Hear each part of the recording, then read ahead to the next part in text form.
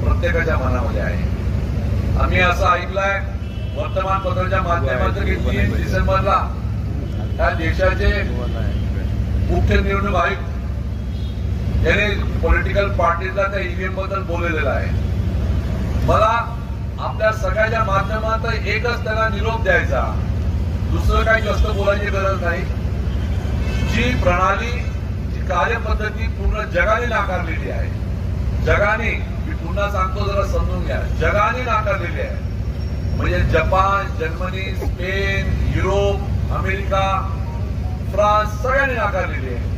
ती कार्यप्रणाली आम्हाला का पाहिजे हा मूलभूत त्यांनी प्रश्न निर्माण झालेला आहे. कोणी खूप आम्हाला सांगत असेल की याच्यामध्ये टॅम्परिंग होत नाही, त्या सगळ्या विद्वानांना, त्या सगळ्या सुजाण नागरिकांना सांगतो, तुमच्या खिशात असलेला जो मोबाईल फोन आहे त्या मोबाईल फोनची मला गरज नाही.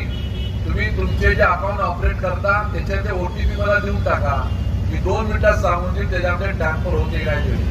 एक वेळ अशी होती की आम्ही शेतकरी आमच्या शेतामध्ये आम्हाला पाणी सुरू करायचं होतं, तर स्टार्टर मोटरची बटन दाबाला त्या मोटर त्या स्टार्टर पर्यंत जावं लागत होतं. आज आमचा शेतकरी घरी बसून स्टार्टर मोटर सुरू करतो, बंदही करतो, स्प्रिंटर सुद्धा ऑन करतो.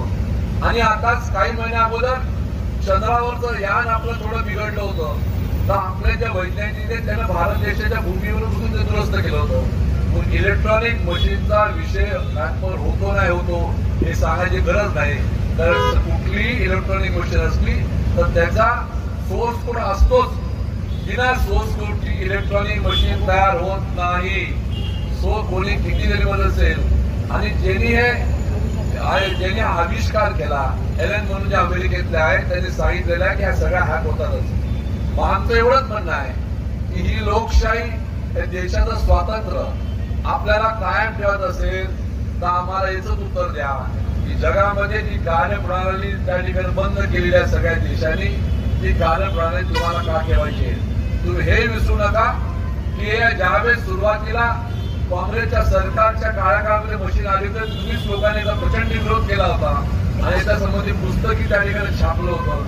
ते पुस्तकाचा तुमचंच पुस्तक तुम्ही पुन्हा वाचन करा आणि मग अशा प्रकारचा आपला निर्णय घेण्यासाठी पुढे पाऊल टाका. अन्यथा हा देश, या देशातल्या संविधानाची पहिली जी लाईन आहे, आम्ही भारतीय, ही एखाद्या औपचारिक जाऊन जाईल. त्या आम्ही भारतीय या गोष्टीचा अर्थ, त्या आम्ही भारतीय गोष्टीचं महत्व आणि त्याचा असलेल्या भारताच्या लोकांचा सन्मान, स्वाभिमान हे त्यांना कागदावर जाऊ देत अशी आज परिस्थिती निर्माण झालेली आहे. नुकत्याच झालेल्या निवडणुकीमध्ये पडझड आपण पाहिलेली आहे. या पडझडीमध्ये लोकांनी आपल्याला मतं दिले असं बिलकुल नाही. लोकांनी आपल्याला मतं दिलेलं आहे. एकामेकावर गैरविश्वास करू नका.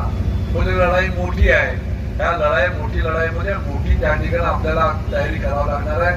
आपण आपल्या परीने नक्कीच लढू आणि लढत असताना लोकांना नक्कीच सांगू की आम्ही त्या संविधानाची जी पहिली लाईन आहे, आम्ही भारतीय आहे. हा भारतीयाचा संबंधीचा अर्थ, ती भारतीय रीत असताना या देशातील लोकांनी घेतलेले कष्ट आणि त्या आम्ही भारतीय रीत असताना हवी होत चाललेली आहे आणि त्यासाठी आपण सगळ्यांनी एकत्र होणं तेवढंच महत्वाचं आहे. आपण त्या ठिकाणी सगळ्यांनी एकत्र होऊ आणि लढाई लढू असं मन व्यक्त करतो. आपण रत्नदीप आणि सरकारने अत्यंत चांगला असा उपक्रम सुरू केला. लोकांना एकदा कुठेतरी त्या ठिकाणी चिंगारी लागणं गरजेचं आहे. उद्धव ठाकरेंचा आज तुम्ही स्टेटमेंट मागतात, कुठेतरी एक सुरुवात होणं गरजेचं आहे. एक सुरुवात झाली तर त्याचं जर वाढत तेव्हापासून सांगतात नाही, कारण आता देश स्वतंत्र झालेला आहे आणि आम्ही भारतीय आहे. या विषयाचं महत्व आणि विषयाला ज्यांनी हे मिळवून काढलं, त्याने दिलेलं आहे बलिदान, याचं त्यांनी महत्व समोर पुढे जावं अशा प्रकारे मत व्यक्त करतो. आलेल्या सगळ्याचे आभार मानतो आणि आपल्या शब्दाला विराम देतो. अनेकच विचारतात, जगाने जी गोष्ट नाकारलेली आहे ती गोष्ट आम्हाला का म्हणून पाहिजे. एक तर जग नालायक आहे किंवा जग मूर्ख आहे किंवा जगाला टेक्नॉलॉजी समजत नाही हे तरी सिद्ध करून टाका. अन्यथा जगाने ज्या पद्धतीने केलेल्या आहे त्या पद्धतीने पुढे जाण्याची भूमिका मानसिकता ठेवावी असं मत व्यक्त करतो. आपल्या शब्दाला विराम देतो. जय महाराष्ट्र.